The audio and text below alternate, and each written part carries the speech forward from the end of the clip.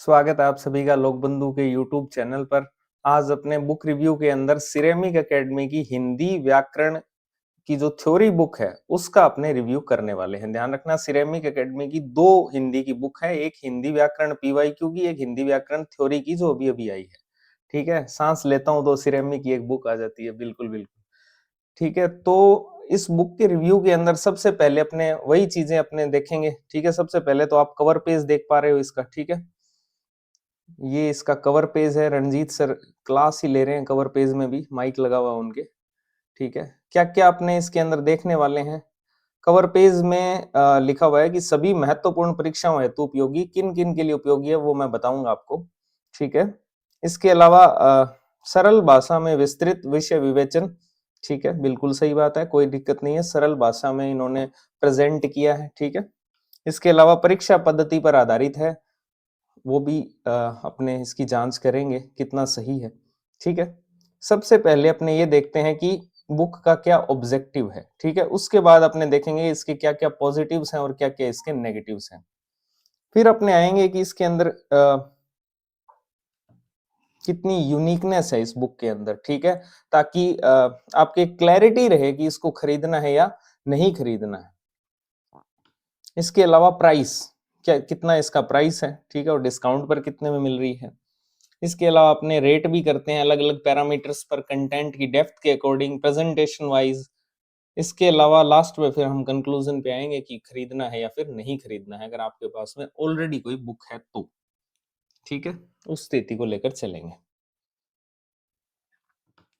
सबसे पहले तो आप सबको बहुत बहुत धन्यवाद 1000 सब्सक्राइबर यूट्यूब चैनल पर करवाने के लिए। ठीक है, मेहनत को अप्रिशिएशन करते रहिए ऐसे ही। अब आते हैं बुक रिव्यू के ऊपर। सबसे पहले तो आप इसके ऑब्जेक्टिव्स देख लीजिए। ऑब्जेक्टिव्स के अंदर इस बुक में आरपीएससी और आरएसएसबी के जो आपके ऑब्जेक्टिव एग्जाम्स हैं, इसके अलावा हाईकोर्ट जो है जिसके अंदर आरजेएस प्री है, हाईकोर्ट ग्रुप डी है, हाईकोर्ट एलडीसी है, जिनमें हिंदी आती है, उनको भी ये टारगेट करती बुक है। ठीक है, और वैसे तो ये बुक जो है, अगर आप इसका इंडेक्स देखोगे, मैं आपको इंडेक्स भी इसका दिखा देता हूं। तो ये एसआई के लिए प्रिपेयर की गई है बुक। इसका इंडेक्स अगर आप देखोगे तो ये सारे के सारे टॉपिक एसआई के हैं। ठीक है, तो ये एसआई के लिए लिखी गई पुस्तक है। लेकिन और एग्जाम्स में भी ये सेम ही टॉपिक रहते हैं हिंदी व्याकरण के, तो उनके लिए भी ये उपयोगी है। ठीक है, ये आप इंडेक्स देख पा रहे हैं बुक का। ठीक है, टोटल 31 चैप्टर्स इन्होंने लिए हैं इसके अंदर।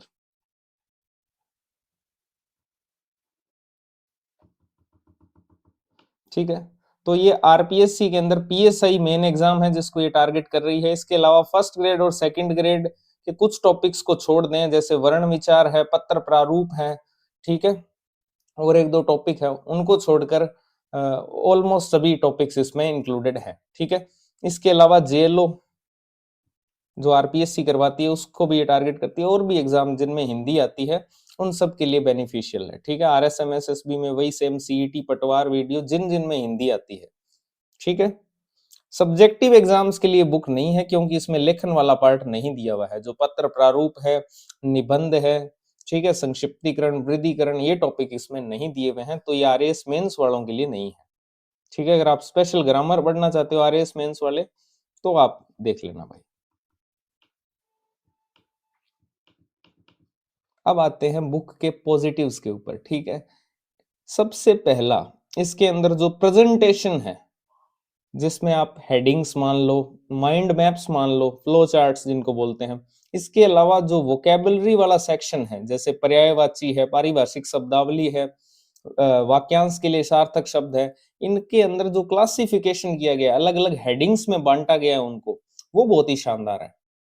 ठीक है, इसके अलावा फॉर्मेटिंग भी बहुत सही हुई है, फॉर्मेटिंग भी टॉप नॉच है। ठीक है, वो आगे आपको मैं बुक के इंटरनल पार्ट दिखाऊंगा तब आप समझ जाओगे। ठीक है, फॉर्मेटिंग बहुत ही शानदार हुई है, जो बॉक्सेस यूज किए गए हैं बहुत बढ़िया, और प्रेजेंटेशन वाइज बहुत शानदार बुक है, जिसमें हेडिंग्स, माइंड मैप्स और जो क्लासिफिकेशन किया है वो बहुत ही शानदार है। जैसे आपको पारिभाषिक शब्दावली में भी एक क्लासिफिकेशन नजर आएगा। ठीक है, अलग अलग हेडिंग्स बनाई हुई है पारिभाषिक शब्दावली में भी। इसी प्रकार पर्यायवाची में भी है। इसके अलावा दूसरा पॉजिटिव ये है कि ये एसआई के पूरे सिलेबस को कंप्लीट करती है। हर टॉपिक जो एसआई के सिलेबस में दिया हुआ है वो सारे इसमें कवर्ड है। ठीक है। इसके अलावा प्रत्येक चैप्टर के बाद में कुछ प्रैक्टिस क्वेश्चंस भी दिए हुए हैं। ठीक है, जैसे कि लगभग हर चैप्टर के बाद में अभ्यास प्रश्न दिए हुए हैं, और विकारी और जो अव्यय टॉपिक है या अविकारी जिनको आप बोलते हैं, इसके 250 से प्लस, व्याकरणिक कोटियों के 200 प्लस, और वाक्य रचना के 84 क्वेश्चंस जो हैं वो इसमें दिए हुए हैं। ठीक है, प्रैक्टिस के लिए। इसके अलावा और टॉपिक्स के भी अभ्यास प्रश्न जो हैं वो दिए हुए हैं। इसके अलावा ये जो टॉपिक्स हैं, जैसे शब्द शुद्धि है, ठीक है, पारिभाषिक शब्दावली है, वाक्यांश के लिए सार्थक शब्द है, पर्यायवाची है, तत्सम तद्भव है, ठीक है, वाक्य शुद्धि है, और लिंग, ये जो टॉपिक है इनका प्रस्तुतिकरण बहुत ही शानदार है। ठीक है, लिंग टॉपिक पर तो काफी ज्यादा डिटेल में चीजें लिखी हुई है, बहुत अच्छी रिसर्च है। ठीक है, इसके अलावा पारिभाषिक शब्दावली को भी कैटेगराइज किया गया है कि आगे अपने देखेंगे उसमें। ठीक है, अलग अलग हेडिंग्स जनरेट की गई है पारिभाषिक शब्दावली की भी। तो ये मैं आपको दिखा देता हूँ बुक के इनसाइडर्स। जैसे ये वाक्यांश हेतु सार्थक शब्द है, तो ये समय से रिलेटेड जितने भी हैं वो एक जगह पर इकट्ठे हैं। ठीक है, इस प्रकार से अलग अलग हेडिंग्स बनी हुई है वाक्यांश के लिए, एक जैसे शब्द एक जगह पर कंपाइल्ड किए हुए हैं। ठीक है, इसके अलावा ये देख लो आप, लिंग जो टॉपिक है इसमें बहुत ही ज्यादा डिटेल में चीजें लिखी हुई है, इतना किसी भी बुक में शायद लिंग नहीं लिखा हुआ है। इस प्रकार से आप देख सकते हो कि तद्भव पुल्लिंग शब्द, ठीक है ना, तद्भव स्त्रीलिंग शब्द, अर्थ के अनुसार किस प्रकार लिंग परिवर्तन होता है, लिंग निर्णय किस प्रकार किया जाता है, वो सारी चीजें इसमें दी हुई है। ठीक है, इसके बाद ये पर्यायवाची का आप देख सकते हो फॉर्मेटिंग, और जो क्लासिफिकेशन है किस प्रकार से, जैसे जानवरों से संबंधित पर्यायवाची है, पदवी से संबंधित पर्यायवाची है, जैसे भावनाओं से संबंधित पर्यायवाची एक जगह पर इकट्ठे किए गए हैं। तो ये जो क्लासिफिकेशन किया गया है ये बहुत ही शानदार है। वैसे तो ये क्लासिफिकेशन आपको जो सुखराम कालीराणा सर की हिंदी व्याकरण की बुक है उसमें भी नजर आएगा। ठीक है,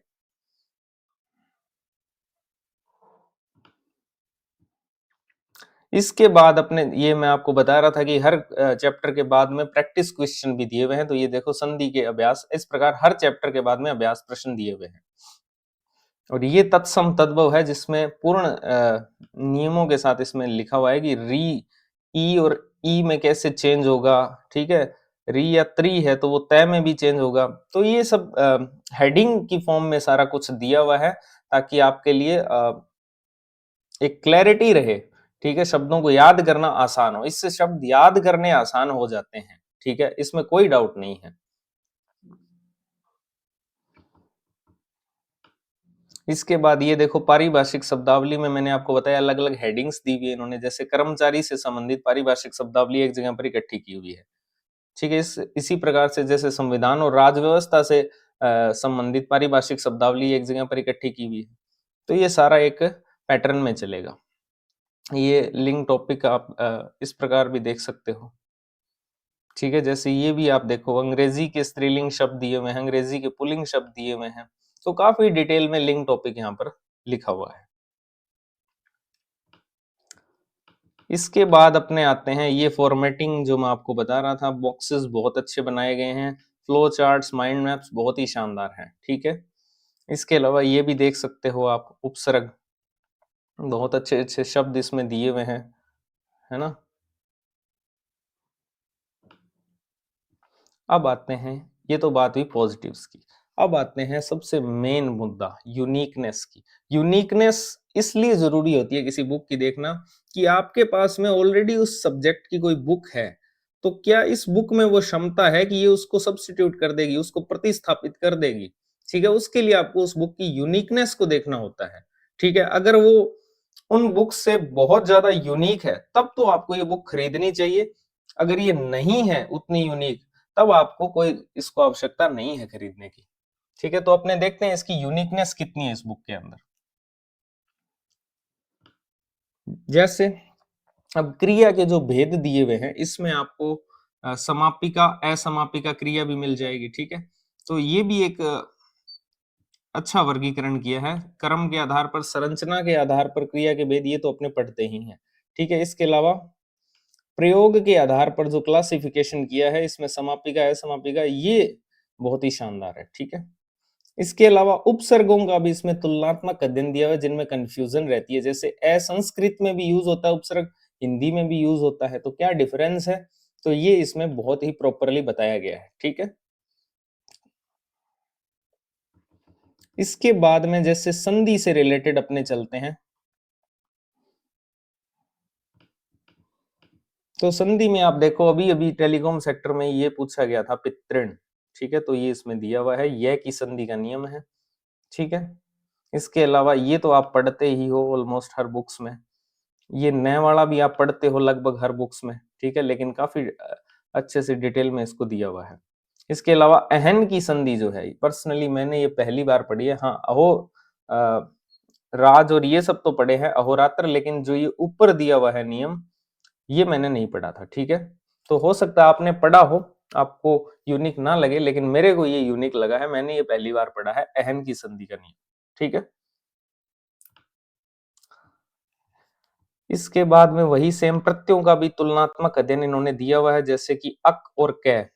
ठीक है, अक और कै, इनमें क्या डिफरेंस है वो बताया हुआ है, सेम उपसर्गों वाली।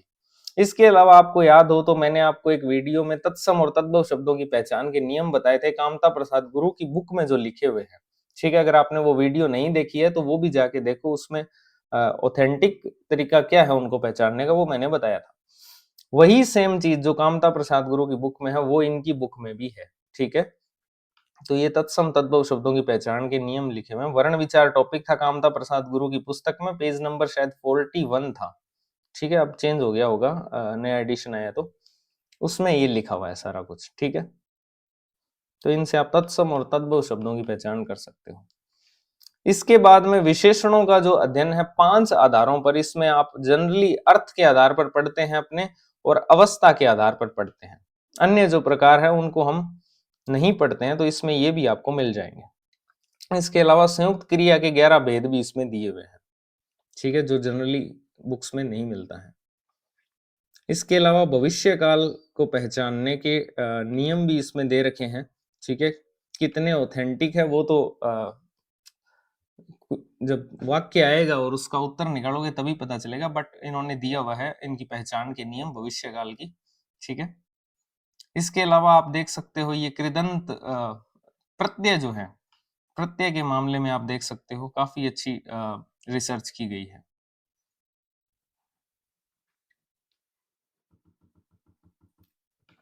अब आते हैं नेगेटिव्स के ऊपर।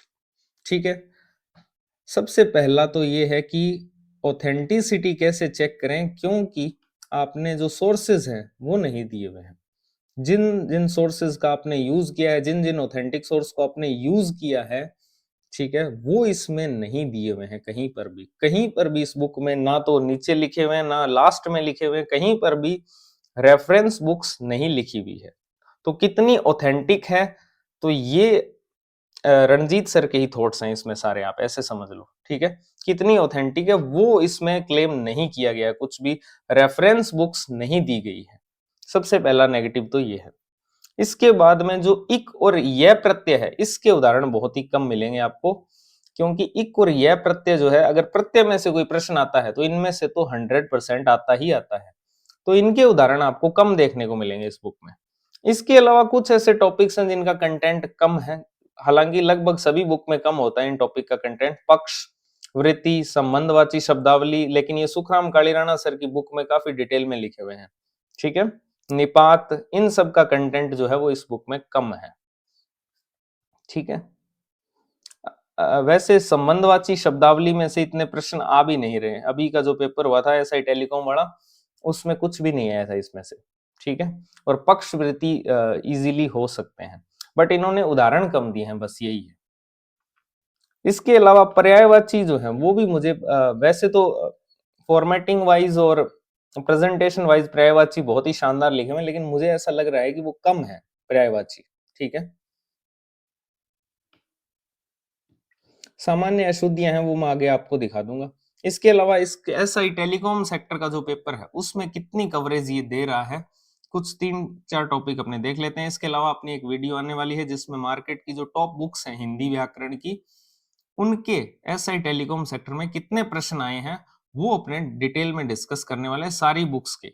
ठीक है, तो तब तक के लिए वेट करना पड़ेगा आपको।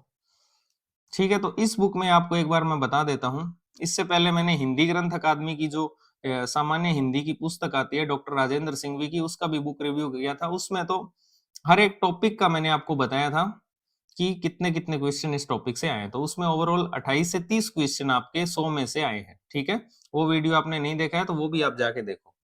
ठीक है, तो इस बुक में से एक बार आप देख लो कि मुहावरे जो हैं, ठीक है, मुहावरे टोटल 5 क्वेश्चन आए हैं एसआई टेलीकॉम में, जिसके अंदर टोटल 14 मुहावरे पूछे गए हैं और इस बुक में 3 दिए हुए हैं। ठीक है, जैसे चांदी कटना, आईने में मुंह देखना, चिकना देख फिसल पड़ने, ये 3 मुहावरे इस बुक में मिल जाएंगे। बाकी के जो 11 बच गए वो इसमें नहीं है।